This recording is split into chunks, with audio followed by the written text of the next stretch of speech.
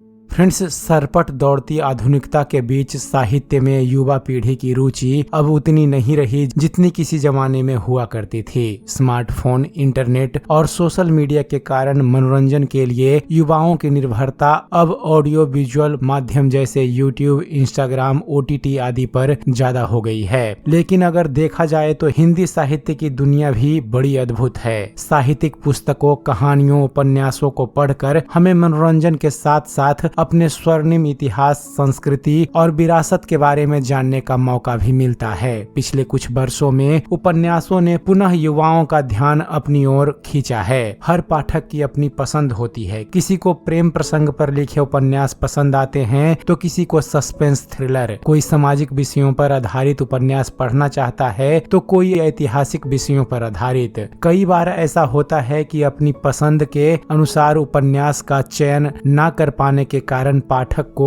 बोरियत होने लगती है और फिर वो और किसी उपन्यास को भी उतने रुचिकर ढंग से नहीं पढ़ पाता। इसलिए दोस्तों, आज के अपनी इस वीडियो में हम आपके लिए टॉप 5 हिंदी उपन्यास लेकर आए हैं जिन्हें पढ़कर हिंदी साहित्य में आपकी रुचि और अधिक बढ़ जाएगी। तो चलिए बतलाते हैं आपको इन उपन्यासों के बारे में। पहली किताब है गुनाहों का देवता। दोस्तों, 1949 में हिंदी के सुप्रसिद्ध लेखक धर्मवीर भारती द्वारा रचित यह प्रेम गाथा युवाओं की पहली पसंद है। इसकी कहानी ब्रिटिश शासनकाल के इलाहाबाद में सेट की गई है। कहानी 4 किरदारों सुधा, चंदर, बिंती और पम्मी के इर्द गिर्द बुनी गई है। चंदर सुधा के पिता यानी विश्वविद्यालय के प्रोफेसर के प्रिय छात्रों में से एक है और प्रोफेसर भी उसे पुत्र तुल्य मानते हैं। इसी कारण चंदर का सुधा के यहाँ बिना किसी रोक टोक के आना जाना लगा रहता है। धीरे धीरे सुधा चंदर को कब दिल दे बैठती है यह दोनों को पता ही नहीं चलता।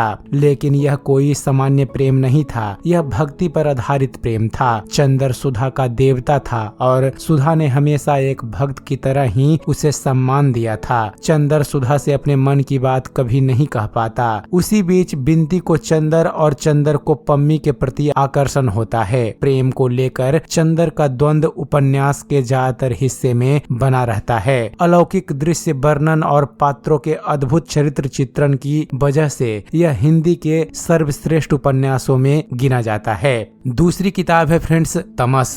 दोस्तों, भीष्म साहनी द्वारा 1973 ईस्वी में प्रकाशित हुआ यह उपन्यास उन युवाओं को ज्यादा आकर्षित करेगा जिन्हें ऐतिहासिक और वास्तविक घटनाओं के बारे में पढ़ने में रुचि हो। भारत पाकिस्तान के बंटवारे की पृष्ठभूमि पर रचित यह उपन्यास का चित्र वर्णन ऐसा है कि पाठक स्वयं को कहानी के किसी किरदार के रूप में पाएगा। भीष्म साहनी ने आजादी से पहले हुए सांप्रदायिक दंगों को आधार बनाकर इस समस्या का सूक्ष्म विश्लेषण किया है। इसके संवाद और नाटकीय तत्व प्रभावकारी हैं। भाषा हिंदी, उर्दू, पंजाबी एवं अंग्रेजी के मिश्रित रूप वाली है। इस उपन्यास में एक गीत का भी उल्लेख किया गया है जो उपन्यास की समाप्ति के बाद भी पाठकों के मन में जस का तस बना रहता है। गीत की पंक्तियां कुछ इस प्रकार है। रिहा सैयाद के हाथों से पाना आसियां होगा, फिर अपनी ही जमी होगी और अपना आसमां होगा। बढ़ते हैं तीसरी किताब की ओर। तीसरी किताब का नाम है निर्मला। दोस्तों, निर्मला 1927 में प्रकाशित उपन्यास सम्राट मुंशी प्रेमचंद्र जी द्वारा रचित वह कालजयी उपन्यास है जिसे हिंदी साहित्य में सबसे ज्यादा प्रभावशाली उपन्यासों की सूची में गिना जाता है। उपन्यास का लक्ष्य अनमेल विवाह तथा दहेज प्रथा के बुरे प्रभाव को अंकित करता है। इस उपन्यास की कहानी निर्मला पर आधारित है जिसे अपने पिता की उम्र के एक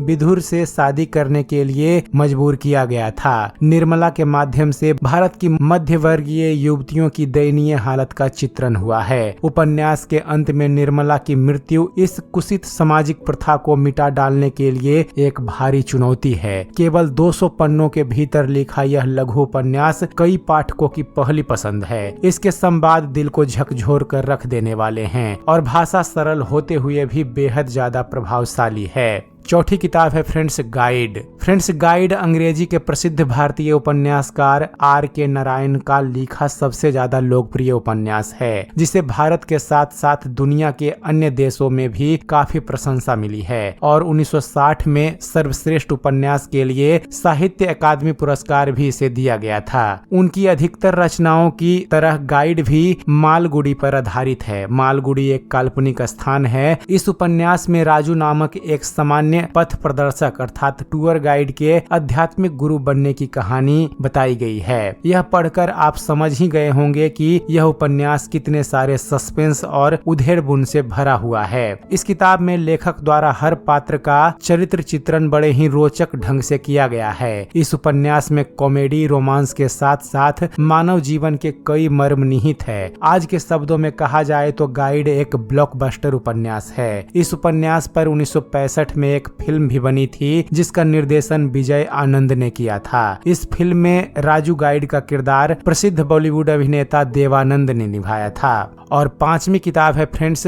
राग दरबारी। दोस्तों राग दरबारी विख्यात हिंदी साहित्यकार श्रीलाल शुक्ल की प्रसिद्ध व्यंग्य रचना है, जिसके लिए उन्हें सन 1969 ईस्वी में साहित्य अकादमी पुरस्कार से सम्मानित किया गया था। यह एक ऐसा उपन्यास है फ्रेंड्स जो गांव की कथा के माध्यम से आधुनिक भारतीय जीवन की मूल्यहीनता को सहजता और निर्ममता से वर्णन करता है। इसमें श्रीलाल शुक्ल जी ने स्वतंत्रता के बाद के भारत के ग्रामीण जीवन के मूल्यों के लोप को परत दर परत उखाड़ कर रख दिया है। शुरू से अंत तक इस उपन्यास का फ्लो बरकरार रहता है। विस्तृत रूप में लिखी जाने के बावजूद भी कहानी पाठक को क्षण भर के लिए भी उबाऊ प्रतीत नहीं होती। आज के युग में सामाजिक स्थितियों पर व्यंग्य कसने वाले उपन्यास बहुत कम लिखे जाते हैं। ऐसे में राग दरबारी पाठकों को हिंदी साहित्य की एक बिल्कुल अनोखी विधा से रूबरू करवाता है। 1986 में एक दूरदर्शन धारावाहिक के रूप में यह प्रसारित हुआ, जिसे लाखों दर्शकों की सराहना प्राप्त हुई। तो दोस्तों यह थे वो 5 उपन्यास जिसे आज के हर युवा को एक बार जरूर पढ़ना चाहिए। अगर आप इन किताबों को खरीद कर पढ़ना चाहते हैं तो इन सभी किताबों को खरीदने का लिंक हमने वीडियो के नीचे डिस्क्रिप्शन बॉक्स में दे रखा है। आप वहां से जाकर इन किताबों को खरीद कर पढ़ सकते हैं। और अगर आपने इनमें से कोई किताब पढ़ी है तो आप अपना ओपिनियन हमें कमेंट्स बॉक्स में जरूर दीजिएगा। तो उम्मीद करते हैं फ्रेंड्स आप सभी को हमारा वीडियो पसंद आया होगा। वीडियो पसंद आया हो तो वीडियो को लाइक और शेयर करना मत भूलिएगा। और ऐसे ही ज्ञानवर्धक वीडियो देखते रहने के लिए आप हमारे इस चैनल ज्ञान मंथन को सब्सक्राइब जरूर कीजिएगा। आप हमारे इस चैनल को सब्सक्राइब कीजिए और देखते रहिए, जानते रहिए।